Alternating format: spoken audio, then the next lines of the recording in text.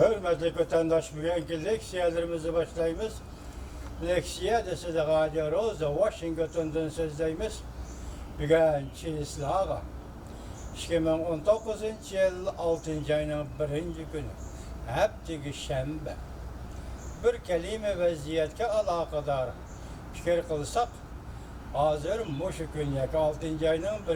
günü Cumhuriyet Halk Cumhuriyeti Hükümeti Amerika Qo'shma Shtatlarga, yani Amerika Qo'shma Shtatlaridan Jungoga import qilingan tovar mallarga 60 milliard dollarlik tovar mallarga 25% baj qo'ydiganligini e'lon qildi. Yoki yo'lga qo'ydi. Burun e'lon qilganida hozir yo'lga qo'ydi. Shuning bilan qo'shganda yaqinda Jungo Kompartiyasi Markaziy Komiteti Amerika Qo'shma Shtatlarga biz serak topa metal serak topani eksport qilamizmi, qilmaymizmi? Yoki serak topani eksport qilishni to'xtatish orqali Amerikaga zarba beramiz degan so'zga qo'shganda 60 milliard dollarlik Amerika tovarlariga boj qo'yish bu Xitoyning o'z elish harakati bo'lib hisoblanadi. Hozirgi vaziyat Xitoy uchun, Xitoy tarafdan kelayotgan vaziyat shu, hurmatli vatandosh. Endi bugungi leksiyalarımizda mavzular bo'yicha sizlar bilan tanishib chiqamiz, sizlarga tanishtiramiz. Birinchi mavzu. Washington ustalni o'riydi. Ya'ni suhbat ustalini o'riydi. Tamoyda baji 50% yetib berishi mumkin. Mavzuda xabar 5. ayning 30. kuni Vanvi Dubai to'g'ri e'lon qilindi. Xabar bunday boshlandi. Amerika Jungo savdo urushi o'zliksiz o'rlamoqda. Amerikaning go'yo savar qochisi toshdi. Navbatda Washington Jungoni embargo qilishdan doirasini kengaytmoqda. Qattiq taboyda bajo qo'yishdan boshqa Jungo shirkatlariga, Jungoning pul siyosatiga, Jungo rahbarlik qatlamiga va paychak bozorga qarata taqobil turish tadbirlarini elib chiqdi Washington. Washingtonda hozir barliq vositalardan foydalanib, butun kuchi bilan Jungoga taqobil turishga o'tdi. Hatto ustalni, ya'ni suhbat ustilini o'rib tashlashi mumkin.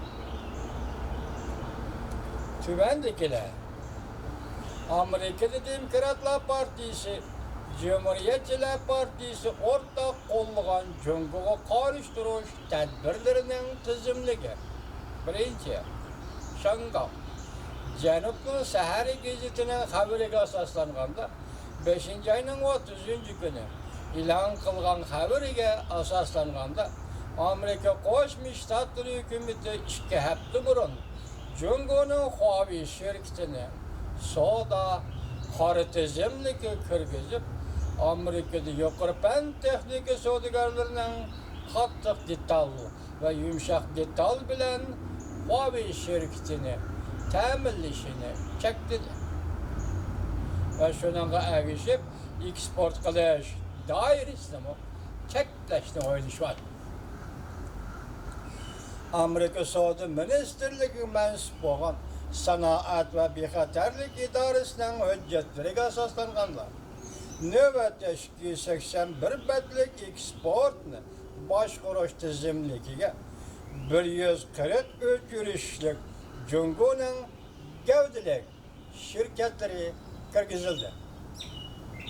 Qor tizimlikka Amerika hozir 143 yurishlik Jungo shirkatlarini tizimladi. Qor tizimlik kirgizilgan Jungo shirkatlari elektron shirkatlari, avatsiya, yerim o'tkazgich, injenerlik, yuqori pan texnika shirkatlariga berib ketiladi. Qora tizimlikka ilinadigan Jungo shirkatlari texmo ko'payishi mumkin.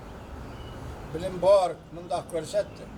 Amerika hukumati hozir 5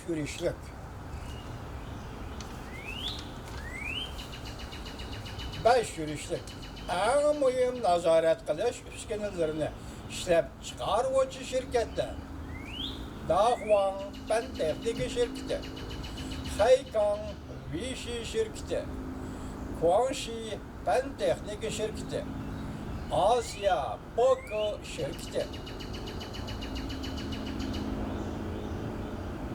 Keşfin şirketi, Katarlık şirketle eksportla başkaroş tezlemdeki kırgızıldı Amerika'da. İkinci, Amerika'da iki partiya, Demokratlar Partisi ve Cumhuriyetçiler Partisi tüzgen kanunlarıyla Cungo'da pentayni doğru tablet etkisini işlep çıkarıcı södegerlerine kartıldı. Üçüncü, Amerika Koşma Ştatları Suudi Ministerliği 5. ayının 23. günü bir türlü teklifini ortaya çıkardı. Özünün pulunun kıymetini tüven melkerleydiğen devletlerden baş elişlik görüştüdü. Bu ortaya çıkarılan teklif. Amerika Suudi vekili hazır den 100 milyar dolarlık Cungo'dan import kılınan tuar mallara 25%'den baş koyuşuna tekşürü atıldı. Gollandiya Hemkarlık Bankası'nın Şangang'da turuşluq Asiya pul muamele bazarı tədqiqatçısı Ayvo mundaq dedi. Eğer halk pulunu dollarga tegişiş 7,5 yuanga tushadigan bolsa, Amerika Qo'shma Shtatlari Jungo tovarlarga 50%dan tamojda beja qo'ydi. Ala shari. Halk pulunun kursini tushirish 8,5 yuanga tushiriladigan bolsa, tegişiş 8,5 yuanga berib taqiladigan bolsa, Jungo Amerika'nın tamojda bejidan kirdigan ziyanni to'latib alalaydi. Demek pulun kurusunu Jungo şunun için düşürdü. Eğer 8,5 yuanga tushiradigan bolsa $1 tegishishda, bu vaqtda Amerika'nın baş qo'yishdan tortgan ziyonlarni Jungo to'latib alalaydi demakchi. To'rtinchi, Amerika'da Jungo'ga qattiq qo'l muomala qiladiganlar Cumhuriyetçiler Partisi'nin senatörü Marco Rubio bundaq ko'rsatdi.